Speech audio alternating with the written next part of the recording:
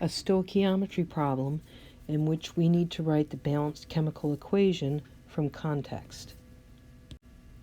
We see that our reactants are calcium chloride and sodium phosphate. Our products are calcium phosphate and sodium chloride.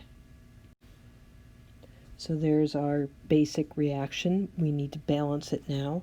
Let's say we have one of these. That means we need 3 calciums, and that means chlorines. We have 6 of those, and everything works out if we make that a 2. So we have our balanced chemical equation. Now we recognize that we have amounts of 2 different reagents. So this is a limiting reagent problem. We have to do 2 calculations and then compare the max product of each. So we have our max product obtained if each of the reagents is consumed completely. We need to choose the smaller of the 2 amounts as our max product. The reason being, we know we'll never get this much reagent because we'd run out of our limiting reagent first.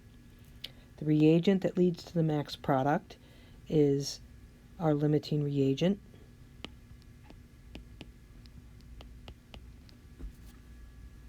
Now we worry about our Sigfigs. We look at the Sigfigs and the numbers that lead to our answer.